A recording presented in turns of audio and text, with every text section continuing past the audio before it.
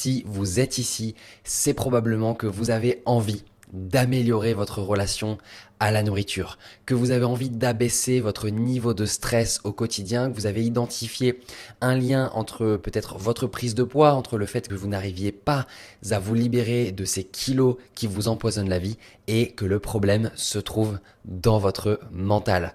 On va parler des émotions, on va parler des pulsions, de comment se libérer de ce qu'on appelle l'alimentation émotionnelle. Je vais vous apporter un maximum de clés, un maximum de conseils qui vont être derrière pratiques pour que vous puissiez passer à l'action, pour que vous puissiez d'ici quelques jours voir vos premiers résultats, c'est-à-dire avoir plus d'énergie, vous sentir plus légère, vous sentir plus en accord avec vous-même, avoir une vraie perte de poids aussi qui se concrétise, donc peut-être perdre 1, 2, 3 kilos d'ici les prochaines semaines et pouvoir viser long terme, c'est-à-dire perdre 5, 10, 15, 20 kilos dans les prochains mois sans faire de régime, sans avoir de restrictions, sans avoir d'aliments interdits. C'est super important, c'est une des clés pour atteindre son poids de forme et le maintenir à vie. On aura l'occasion d'y revenir. Ce que j'aimerais vous permettre dans cette première vidéo, c'est déjà de vous auto-diagnostiquer. Qu'est-ce que l'alimentation émotionnelle?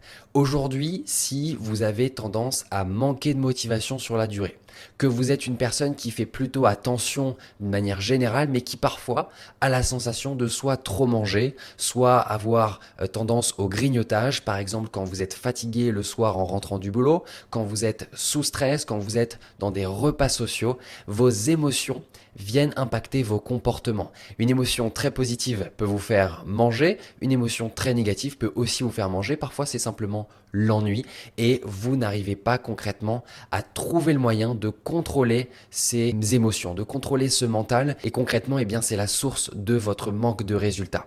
Et ce qui est important de comprendre, c'est que si aujourd'hui vous vous efforcez à faire des régimes, à trouver la nouvelle technique pour perdre du poids, à faire plus de sport, à agir comme ça avec votre motivation, vous allez continuer à brasser du vent. Pourquoi? Parce que le vrai problème se trouve au niveau de votre tête, au niveau de vos émotions.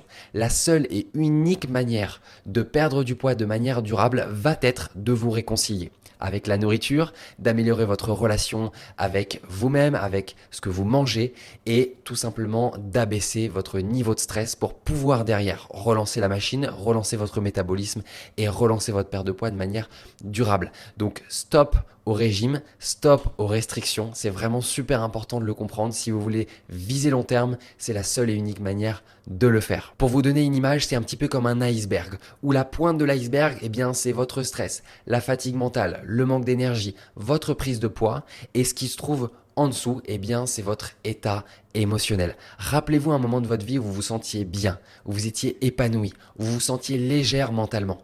Quels étaient vos comportements?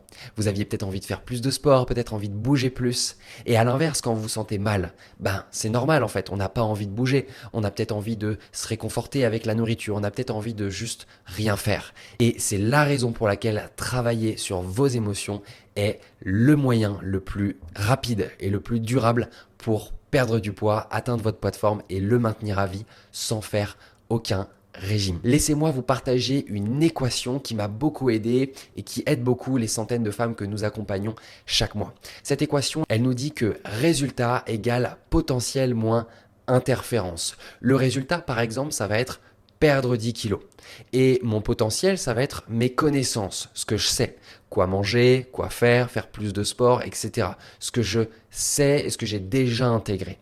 Et les interférences, c'est tout ce qui va venir m'empêcher finalement d'y arriver.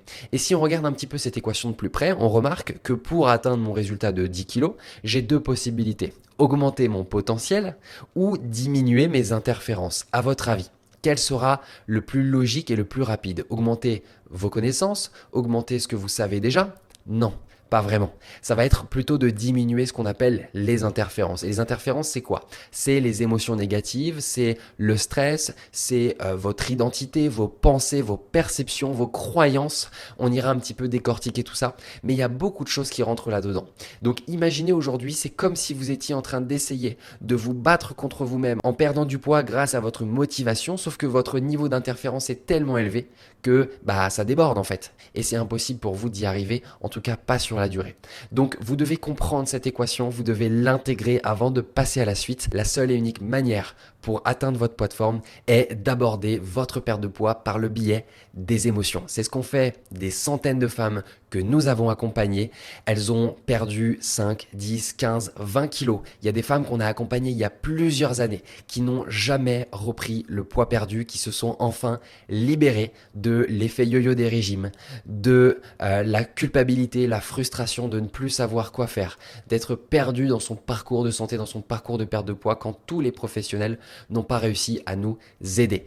Donc je veux aussi vous transmettre l'idée que c'est aussi possible pour vous. Si aujourd'hui vous êtes bloqué, si aujourd'hui vous êtes perdu, alors il existe des solutions. Je vous passe quelques retours de femmes qui ont appliqué notre méthode pour que vous puissiez vous projeter un peu avant de passer à la prochaine vidéo et éventuellement, si vous le souhaitez déjà, réserver un bilan avec un expert de notre équipe. Ce bilan, il est offert, il vous permettra de faire le point sur votre situation, de voir si notre méthode peut vous convenir et éventuellement de vous aider sur du plus long terme. Donc regardez les partages de femmes qui ont déjà appliqué notre méthode et réservez votre bilan avec un coach de l'équipe. Je vous dis à très vite. Je voyais bien que quand j'étais en colère, ma première idée c'était d'aller dans le placard et prendre un petit biscuit. Donc je voyais bien que mes émotions avaient un lien, mais je trouvais pas forcément le moyen de les réguler. C'est moi qui me disais on va voir ça, ou je suis pas assez bien comme ça.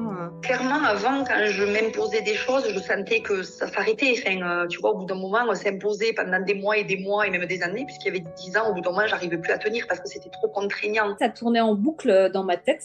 J'étais toujours obnubilée par ce poids que j'avais en trop. Il y avait le corps et le poids, mais la vraie raison, c'était les émotions et ma souffrance psychologique. Clairement, j'avais un problème d'émotion, quoi. Je pense que j'ai dû essayer tous les régimes possibles et inimaginables. Et je parle bien de régime, donc de restrictions assez draconiennes, de rééquilibrage alimentaire. Je pense que toutes les diététiciennes qui ne sont pas très loin de chez moi, j'ai essayé. Les applications, je les ai essayées. J'avais tellement de culpabilité que ma motivation, en fait, j'arrivais plus à l'activer. Je me suis dit, peut-être la clé, c'est celle-là, c'est-à-dire je suis jamais venue travailler l'émotion. C'est peut-être ce qui fait que chaque fois, c'est un cercle vicieux, je reprends du poids parce que je viens peut-être pas travailler la bonne chose. Je viens que sur des contraintes des aliments, qu'est-ce qu'il faut que je mange, qu'est-ce qu'il faut pas que je mange, les aliments interdits. Je suis que là-dessus, faire du sport.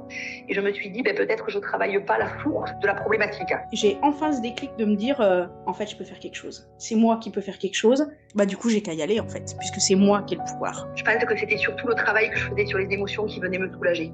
Et donc, en fait, je me suis sentie vachement mieux rapidement. Le fait d'être beaucoup mieux psychologiquement, je vais plus vers la nourriture qui me rassurait, en fait, dont j'avais besoin pour être bien. Là, j'ai vraiment l'impression que du coup, dans mes habitudes de tous les jours ont changé, c'est-à-dire que c'est quelque chose qui est acquis. Je sens que c'est clairement une modification de mon mode de vie. J'écoute ma faim. Je sais différencier quand je m'ennuie. Donc, je sens que c'est ancré, c'est pas quelque chose que je viens m'imposer. Je sens que c'est à moi, c'est-à-dire que là maintenant je le fais un peu comme un automatisme, du coup qui est profond, c'est pas juste une théorie à essayer d'appliquer de temps en temps. Là on a fait en 3 mois, je pense, le job de, je sais pas, 2-3 ans. Je me sens super bien et c'est la première fois que je me sens vraiment confiante. Je me prends plus la tête, c'est énorme, enfin ça a l'air tout bête comme ça, mais je me prends plus du tout la tête avec l'alimentation. C'est redevenu un plaisir. On met des habits que t'as pas mis depuis 20 ans, tu vois, ça m'a fait énormément de bien, j'ai repris un peu plus de confiance en moi, et puis dans le regard des autres, je le vois ça. C'est fou de voir que le coaching c'est extrêmement précieux. J'ai retrouvé cette envie de faire du sport. Combien de kilos émotionnels t'as perdu? Oh là là. Je sais pas, une vingtaine. C'est énorme en fait. Je me sens tellement libre, comme si je pouvais voler à nouveau. Enfin, c'est tellement important.